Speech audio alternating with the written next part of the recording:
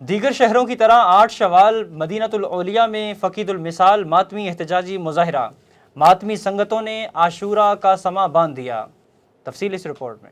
عالمگیر یوم انہدام جنت البقیع کے موقع پر قائد ملت جعفریہ آغا سید حامد علی شاہ موسوی کی کال پر لبیک کہتے ہوئے ملتان میں زبردست ماتمی احتجاج کیا گیا۔ تحریک نفاذ فقہ جعفریہ کی ماتمی احتجاجی ریلی ملتان پریس کلب سے شروع ہوئی، جس میں ملتان بھر سے محبان محمد و آل محمد نے شدید گرمی کے باوجود کثیر تعداد میں شرکت کی۔ ریلی کے شرکاء جنت البقیع کی تعمیر کے نعرے لگاتے ہوئے نواں شہر چوک پہنچے، جہاں اسلام کے مقدس مقامات کی تاراجی پر زبردست صدائے احتجاج بلند کی گئی۔ ریلی بعد ازاں واپس پریس کلب میں پہنچی، جہاں خطابات کا سلسلہ شروع ہوا۔ تلاوت کی سعادت ٹی این ایف جے ملتان کے نائب صدر جناب شیخ نصیر نے حاصل کی۔ اس کے بعد لئیک رضا، راکب حسین راکب، سید سجاد نقوی، عمار مہدی نے بارگاہ خانوادہ رسالت میں منقبت و سلام کا ہدیہ پیش کیا۔ مقررین میں سب سے پہلے تحریک نفاذ فقہ جعفریہ ملتان ریجن کے آفس سیکرٹری رضا عباس نے خطاب کیا۔ اس کے بعد مولانا مجاہد نقوی نے جناب سیدہ کے فضائل پر روشنی ڈالی۔ معروف شاعر جناب حشمت رضا بہلول نے جناب سیدہ کونین کی شان میں ایک نظم پڑھی، جس پہ بہت داد سمیٹی۔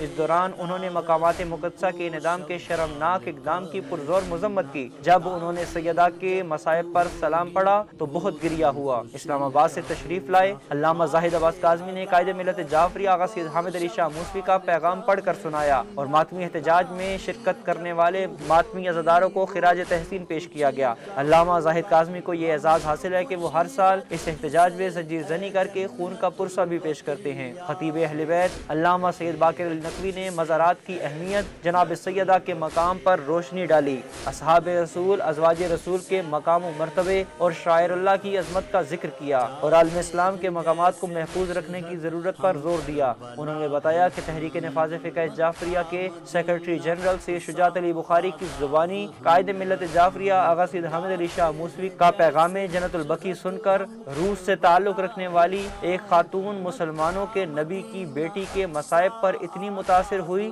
کہ انہوں نے اعلان کر دیا کہ جب بھی جنت البقیع کی تعمیر ہوئی وہ خود مدینہ جا کر اپنا سب کچھ تعمیر قبر زہرا پر خرچ کر دیں گی۔ تو مظاہرین میں عجب جوش کی لہر پیدا ہو گئی۔ آخر میں علامہ باقر نقوی نے جنت البقیع کی اجڑی قبروں کا نقشہ اس انداز سے کھینچا کہ عاشقان اہل بیت میں کوہرام برپا ہو گیا۔ گریہ و فغاں کی دلدوز صداؤں میں ماتمداری کا آغاز ہو گیا۔ موقع پر 100 سے زائد عزاداروں نے زنجیر کا ماتم کر کے جنت البقیع کی مظلومیت کا ماتم کیا۔ پریس کلب سے نواں شہر چوک تک ملتان شہر کی تمام ماتمی تنظیموں نے حلقہ ماتم بنا کر سینہ زنی اور نوخوانی کی۔ شرکائے جلوس ماتمی احتجاج کے منتظمین سید قمر حسنین نقوی، سید محتشم نقوی سمیت ٹی این ایف جے کو بہترین پروگرام منظم کرنے پر خراج تحسین پیش ہی نہیں کیا گیا، بلکہ اکثر ماتمی عزاداروں نے آئندہ پروگراموں کے لیے ہر طرح کی خدمات پیش کرنے کا اعلان کیا۔ ماتمی احتجاج کے دوران روحانیت اور سوگ کی فضا نے عاشقان اہل بیت کے چہروں کو آنسوؤں سے مسلسل معطر رکھا اور ایسا محسوس ہو رہا تھا کہ ملتان کے سارے اولیاء اپنی جدہ اور آقازادی کی مظلومیت پر شریک ماتم و اذاں ہوں۔